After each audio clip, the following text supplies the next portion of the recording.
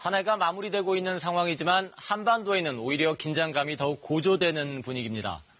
이렇듯 올 한 해 남북 관계와 북미 관계는 지난해와 완전히 달라졌다고 해도 과언이 아닐 텐데요. 올 한 해 한반도에서는 어떤 일들이 있었을까요? 이번 주 클로즈업 북한에선 올해 남북한 관련해 일어났던 굵직굵직한 사건들 정리했습니다.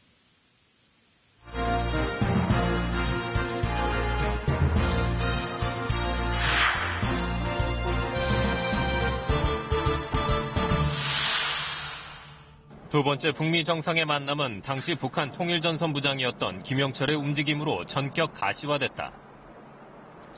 김영철 통전부장은 김정은 국무위원장의 친서를 트럼프 대통령에게 전달했고 마침내 2월 27일 북미 두 정상은 싱가포르 회담 이후 8개월 만에 얼굴을 마주하게 됐다. I think this is very successful. Great relationship. I think it will be very successful. We look forward to it. We both do. 성공적인 회담을 언급한 트럼프 대통령의 훌륭한 결과라는 말로 화답한 김정은 국무위원장. 모든 사람들이 반기는 그런 훌륭한 결과가 만들어질 거라고 확신하고 또 그렇게 되기 위해서 최선을 다하겠습니다. 하지만 본격적인 담판의 날인 2월 28일 확대 회담은 당초 예정보다 1시간 가까이 길어졌다. 그 사이 예정돼 있던 오찬이 취소되고 합의문 서명도 이루어지지 않게 됐다는 백악관발 속보가 날아들면서 하노이의 분위기도 반전됐다. 결국 희망으로 시작된 하노이 회담은 결렬이라는 종지부를 짓고 말았다. 파격적이었던 김정은 위원장의 정상 외교, 그 한계가 드러난 것이 아니냐는 평가도 이어졌다. 아직도 과거의 협상의 틀 내지는 과거의 관성 속에 남아있다는 거예요. 아직도 비핵화 협상에서 선대인 김정일 위원장의 소위 살라미식, 그러니까 북한이 주도하는 벼랑 끝 전술의 한계에서 벗어나지 못하고 있다는 거죠. 그러나 지금 시대는 변했고 또 과거와 같은 협상 방식으로는 자신들이 원하는 전략정보를 달성하기 어려운 상황이거든요. 결정적으로 드러난 게 이번 하노이 북미 2차 정상회담이라고 볼 수 있습니다.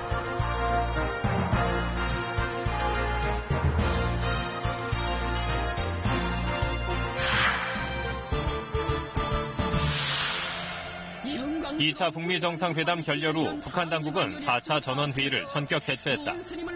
그리고 김정은 위원장은 지정연설을 통해 처음으로 북미 협상의 장기화를 언급했다.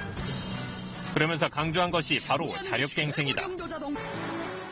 우리와 미국과의 대치는 어차피 장기성을 띠게 되어 있으며 적대 세력들의 제재 또한 계속되게 될 것입니다. 적대 세력들의 제재 돌풍은 자립자족의 열풍으로 쓸어버려야 합니다. 이후 북한 당국은 말리마 속도전을 자력갱생의 전면에 내걸었다. 각종 공장 기업소를 대상으로 말리마 시대의 혁신자들을 축하하는 프로그램도 수시로 방송됐다. 101명의 노력 혁신자들이 국가경제발전 5개년 전략 목표를 돌파했다는 이 자랑찬 소식을 듣고 텔레비전 축하방송 무대를 마련했습니다. 수학교 학생들까지 축하 무대에 동원됐고 우리가 입고 있는 교복과 소나무 책가방을 만들기 위해서 애쓰는 아버지, 어머니, 아빠, 언니들을 열렬히 축하합니다. 근로자들은 작업률을 최대치로 끌어올릴 것을 다짐했다. 저는 올해 중에 기호의 3년분 계획을 완수해서 꼭 5개년 전략 목표를 완수한 혁신자 대열에 당당히 들어서겠습니다.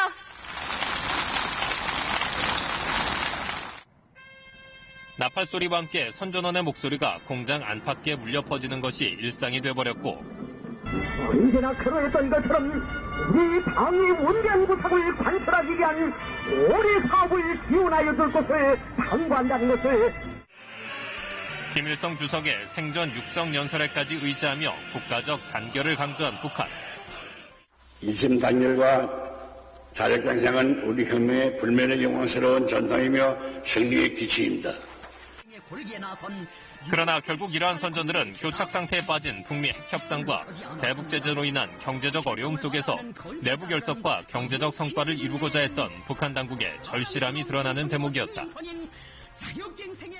하노이 회담이 결렬이 되면서 대북 제재가 이제는 장기화가 되겠구나라는 우려가 있었기 때문에 자력갱생과 말리마 창조운동을 특별히 강조를 했다 이렇게 볼 수 있고 실질적으로 주민들한테 피부로 느껴지거나 보여지는 경제적인 성과는 너무 미미했다. 외교 활동의 성과가 좀 더 부각되게 되려면 경제적인 성과도 어느 정도 드러나줘야지만 그게 좀 더 시너지로 나타날 수가 있어서 예부를 이용한 경제 성과가 어려우니 말리마 창조를 통한 그러니까 대중운동을 통한 경제 성과를 좀 더 해보자라는 측면에서 좀 더 강조하지 않았을까.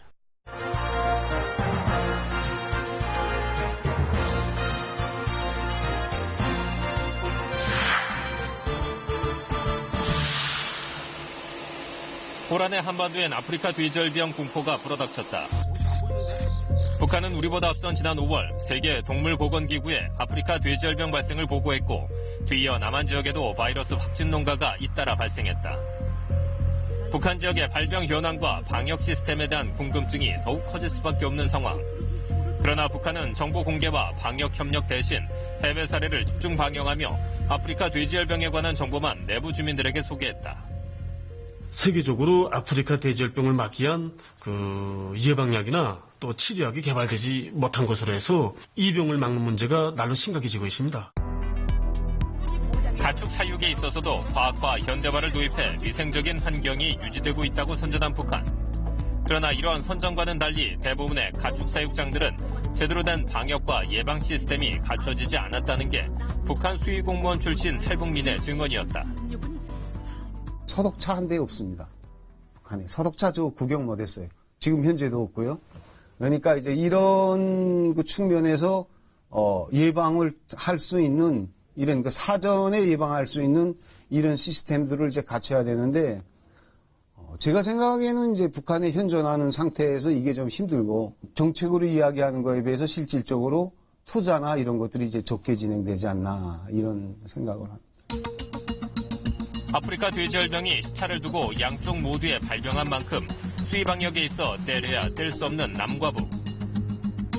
한반도에서 가축도 인간도 건강한 생활을 영위할 수 있도록 남과 북의 협력이 절실함을 알게 해준 사건이었다. 사실 한반도는 하나의 권역입니다. 결코 사람의 어떤 행정구역처럼 북과 남이 갈린 것이 아니라 심지어 철새들도 태백산맥을 통해서 남으로 내려오고 조류 인플루엔자라는 것도 그런 점에서는 그러한 어떤 한반도 차원의 대응이 너무나 절실한 것이죠.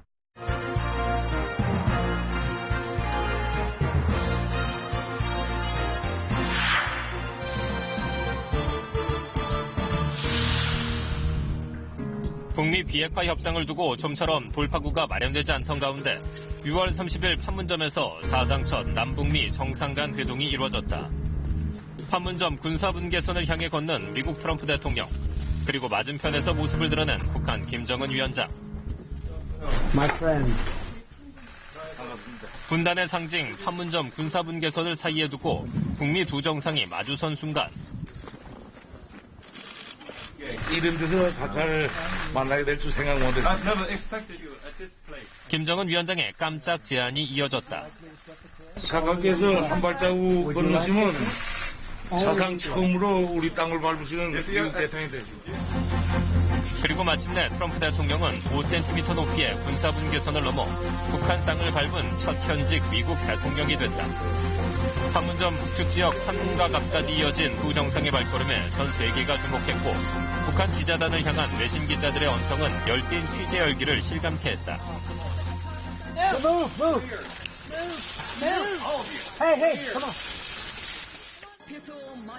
그러나 두 정상의 만남이 북미 협상의 성과로는 이어지지 않았다. 10월 5일 하노이 북미 정상회담 이후 7개월 만에 스웨덴 스톡홀름에서 북미 실무협상이 열렸지만 8시간 30분 만에 또다시 결렬로 끝난 협상.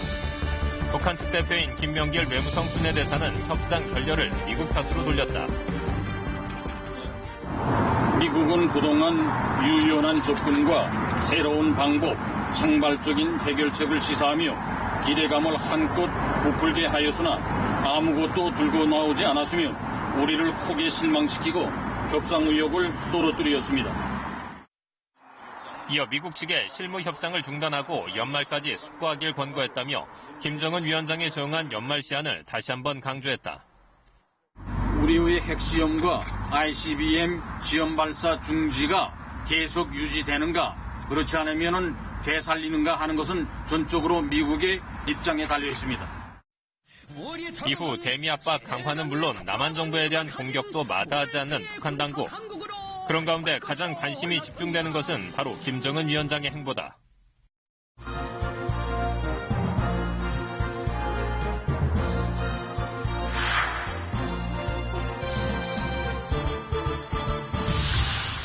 스톡홀름 실무협상 결렬 후 김정은 위원장의 정치적 행보는 금강산을 향했다. 그리고 김 위원장은 간부들에게 남측 기업이 세운 시설물의 철거를 지시했다. 보기만 해도 기분이 나빠지는 너저런 남측 시설들을 싹 드러내도록 하고.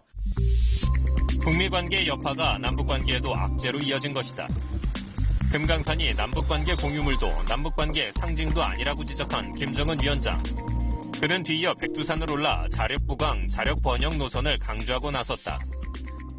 백두산에서 최고 용도자 동지께서 이번에 걸으신 군마 행군길은 우리 혁명사에서 진폭이 큰 의의를 가지는 사변으로 됩니다.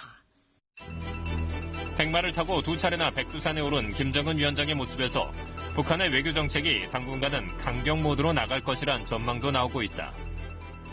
백두산에 올라서 김정은이 직접 앞에서 걸으면서 이런 모습을 보여줬던 것은 새로운 2020년대 새로운 연대기를 향한 어떤 메시지를 전달하고자 하는 목적이 있었던 것 같습니다. 대외적으로도 크게 이제 우리가 기대하는 만큼의 유연성을 발휘하기 어렵다고 판단한 것 같고 굉장히 강경적인 자세를 취할 수 있을 것 같습니다. 세기의 만남에서 그 어떤 합의점도 찾지 못하고 결렬된 북미 2차 정상회담. 이후 사상 첫 판문점 회동이라는 역사적 만남까지 이루어졌지만 갈등은 더욱더 깊어지고 말았다. 기대와 실망, 희망과 긴장이 끊임없이 반복됐던 2019년의 한반도. 다가오는 새해 한반도 평화를 위한 진정성 있는 논의가 다시 시작되길 기대해본다.